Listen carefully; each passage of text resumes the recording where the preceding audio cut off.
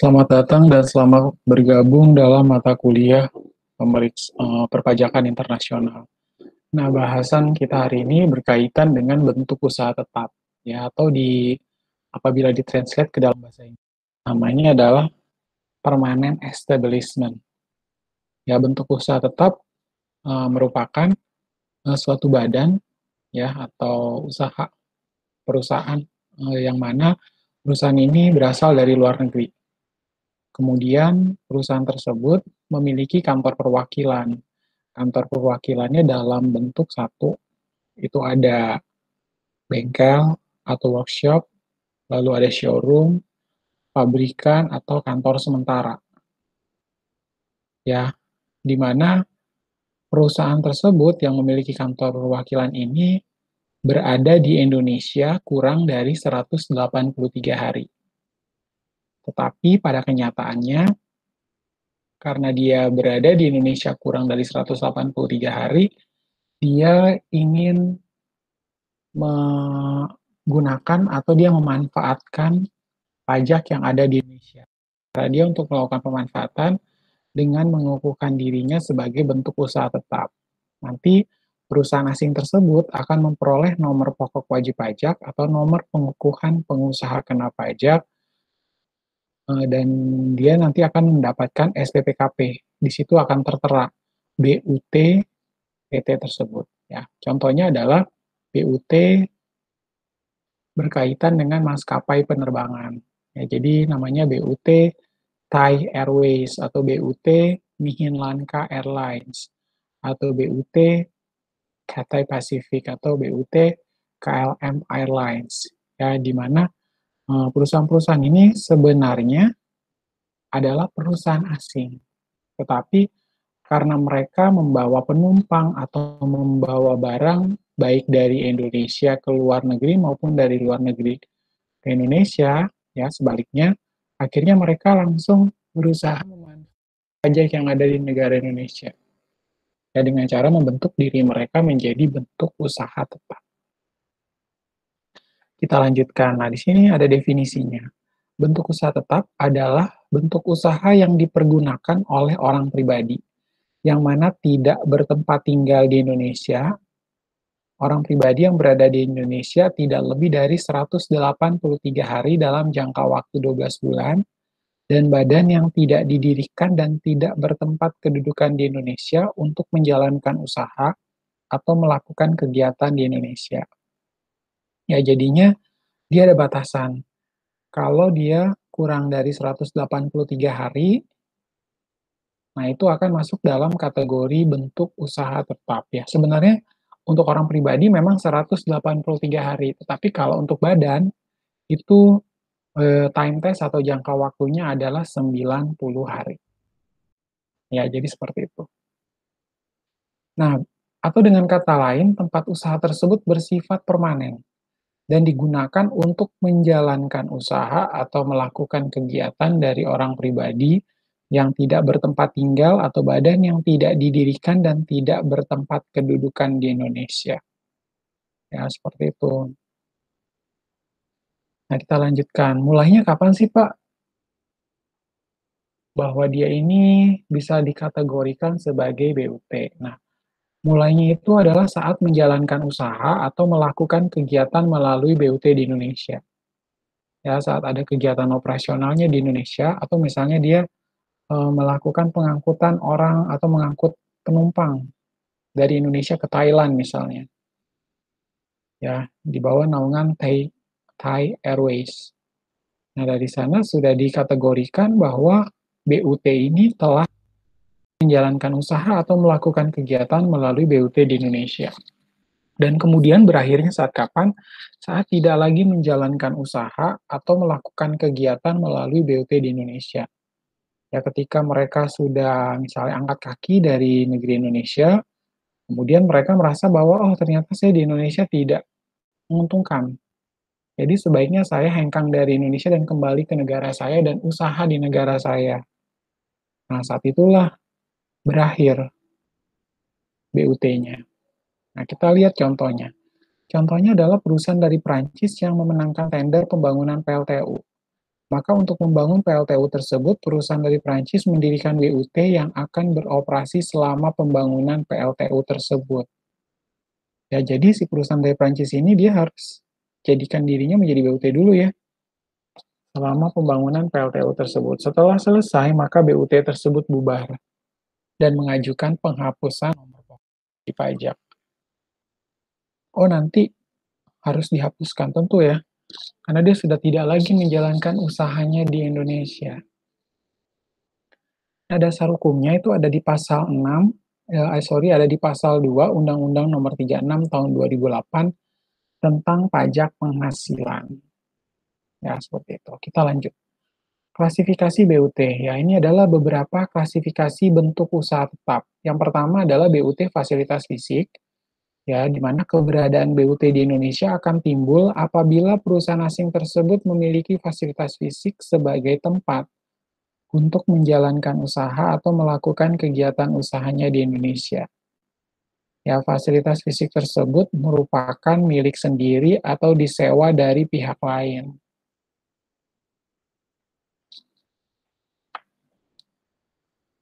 Ya, jadinya nanti Anda akan melihat bahwa keberadaan BUT di Indonesia ini akan timbul apabila perusahaan asing tersebut memiliki fasilitas fisik, harus ada bentuk bangunannya, ya, sebagai tempat untuk menjalankan usaha atau melakukan kegiatan usahanya di Indonesia. Lalu ada fasilitas fisik tersebut merupakan milik sendiri atau disewa dari pihak lain.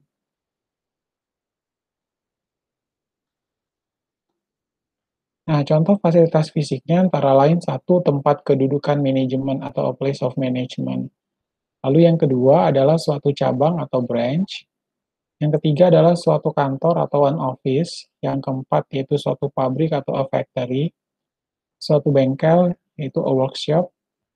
Dan suatu gudang atau tempat penyimpanan barang sebagai tempat penjualan. A warehouse or premises used as sales outlet. Ya, lalu contohnya ada suatu tambang, minyak atau gas, suatu tempat penggalian atau eksplorasi atau eksploitasi sumber daya alam. Lalu ada rig untuk pengeboran atau kapal yang dipergunakan untuk eksplorasi dan eksploitasi sumber daya alam. Itu adalah contoh fasilitas fisik, BUT fisik.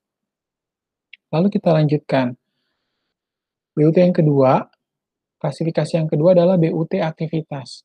Nah, keberadaan BUT di Indonesia ini timbul apabila perusahaan asing tersebut menjalankan kegiatan jasanya di Indonesia dalam jangka waktu melebihi tes waktu. Ya, tentunya kalau dia sudah lebih dari 90 hari, dan tentunya dia akan masuk dalam kategori BUT aktivitas. Ya, melebihi time test. Kalau orang pribadi 183 hari, kalau badan 90 hari. Nah, hal tersebut tertera di dalam pasal 2 ayat 5 Undang-Undang Pajak Penghasilan. Ya, kita lanjut yang termasuk BUT aktivitas, ya, yakni proyek konstruksi, proyek perakitan, instalasi atau kegiatan pengawasan yang ada hubungannya dengan proyek tersebut, dan pemberian jasa termasuk jasa konsultan yang dilakukan oleh suatu perusahaan, ya, melalui karyawan atau orang lain yang dipekerjakan oleh perusahaan itu untuk tujuan tertentu. Nah, kegiatan itu berlangsung selama lebih dari 60 hari dalam jangka waktu 12 bulan. Ya, tentunya ini adalah BUT aktivitas. Ada proyek-proyek aktif, proyek-proyek konstruksi, perakitan, instalasi, atau kegiatan pengawasan yang notabene ada hubungannya dengan proyek tersebut.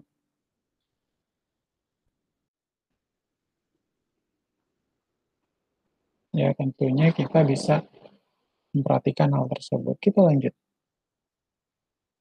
Lalu yang ketiga ada BUT keagenan. Ini dianggap timbul suatu BUT perusahaan asing di Indonesia apabila perusahaan asing tersebut menjalankan usahanya di Indonesia melalui perusahaan lain yang bertindak sebagai agen yang tidak bebas atau dependent agent. Ya, di sini tentunya karena perusahaan asing tersebut menjalankan usaha di Indonesia, ya, melalui perusahaan lain yang bertindak sebagai agen yang tidak bebas. Ya, Pak, apakah misalnya berkaitan dengan agen-agen atau perantara-perantara yang mana mereka ini misalnya dia mencarikan job ya buat perusahaan tersebut. Makanya mau tidak mau kita harus menggunakan hal tersebut. Ya, tentu akan kita lihat dan kita perhatikan. Ya, yang dimaksud dengan dependent agent adalah agen yang di dalam melaksanakan usahanya bertindak atas nama perusahaan di luar negeri atau kegiatan agen tersebut seluruhnya atau hampir seluruhnya untuk perusahaan di luar negeri. Ya, jadinya tentu agen tersebut bertindak atas nama perusahaan yang ada di luar, bukan yang ada di Indonesia. Atau kegiatan agen tersebut seluruhnya atau hampir seluruhnya untuk perusahaan di luar negeri. Lalu yang berikut ada BUT asuransi. Nah, keberadaan BUT perusahaan asuransi asing timbul di Indonesia apabila perusahaan asuransi tersebut menutup resiko dan menerima premi secara langsung di Indonesia. Ya, kalau dia menerima premi secara langsung di Indonesia, tentu dia masuk kategori BUT asuransi. Pak, lalu bagaimana Pak dengan asuransi prudensial atau asuransi insurance? Apakah mereka masuk di sini? Ya, berkaitan dengan penerimaan premi, memang secara langsung di Indonesia. Lalu perusahaan asuransi tersebut juga apakah memenuhi kriteria tersebut berkaitan dengan Prudent ataupun Allianz. Nah, untuk Prudent dan Allianz itu mereka sudah menjadi PT di Indonesia, jadi bukan masuk dalam kategori BUT, yaitu pengecualian. Kita lanjut. Nah, cakupan penghasilan suatu BUT sesuai pasal 5 ayat 1. Undang-Undang Pajak Penghasilan diatur mengenai cakupan penghasilan suatu BUT perusahaan asing di Indonesia. Itu yang pertama sesuai attribution rule. Ya, penghasilan suatu BUT perusahaan asing di Indonesia adalah penghasilan yang berasal dari kegiatan usahanya di Indonesia. Ya, misalnya apabila BUT perusahaan asing tersebut bergerak di bidang perdagangan, maka penghasilannya di Indonesia adalah penghasilan yang berasal dari kegiatan usaha perdagangannya di Indonesia. Ya, sehingga memenuhi cakupan penghasilan yang pertama, yaitu sesuai attribution rule. Ya, kalau kegiatan usahanya adalah trading. Nah, tentunya berdasarkan penghasilan trading tersebut ya, sesuai dengan attribution rule. Lalu yang kedua, ya sesuai force of attraction rule. Nah, di sini penghasilan suatu BUT perusahaan asing di Indonesia adalah termasuk penghasilan kantor pusatnya dari Indonesia yang diperolehnya dari kegiatan usaha yang sejenis dengan kegiatan BUT-nya di Indonesia.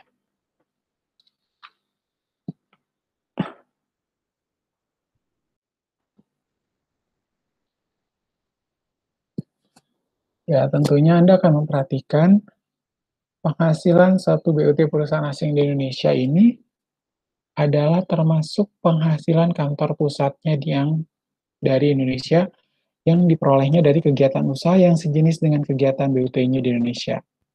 Nah, dengan demikian penghasilan yang diterima atau diperoleh kantor pusatnya dianggap sebagai penghasilan BUT-nya di Indonesia. Mungkin kalau kita lihat dengan menggunakan contoh baru teman-teman bisa lebih clear. Ya, for example, New York Bank mempunyai cabang di Jakarta. Apabila New York Bank memperoleh penghasilan berupa bunga atas pinjaman yang diberikan kepada warga negara, ya, pada warga negara Indonesia tanpa melalui kantor cabangnya di Indonesia, penghasilan ini tetap dianggap sebagai penghasilan BUT kantor cabang di Jakarta.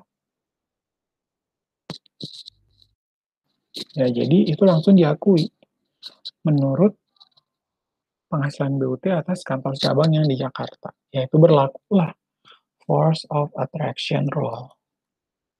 Kita lanjut. Lalu yang berikut ada sesuai effectively connected rule. Nah, di sini penghasilan pasif, misalnya ada bunga dan royalti yang diterima atau diperoleh kantor pusatnya dan memiliki hubungan efektif dengan kegiatan usaha BUT-nya di Indonesia, dianggap sebagai penghasilan BUT-nya di Indonesia. Ya, tentunya kita akan melihat, berkaitan dengan hal tersebut, penghasilan pasif. Ya, contohnya adalah bunga dan royalti. Dan memiliki hubungan efektif dengan kegiatan BUT-nya di Indonesia. Nah, contohnya kasus buku cetak. Jika Foods hanya menerima royalti dan tidak memberi jasa manajemen, maka royalti tidak termasuk BUT karena tidak memiliki BUT. Ya, maka royalti ini tidak termasuk penghasilan BUT karena tidak memiliki bentuk usaha tetap. Tapi jika memberikan jasa, maka pendapatan royalti dihitung sebagai penghasilan BUT dari pemberian jasa manajemen.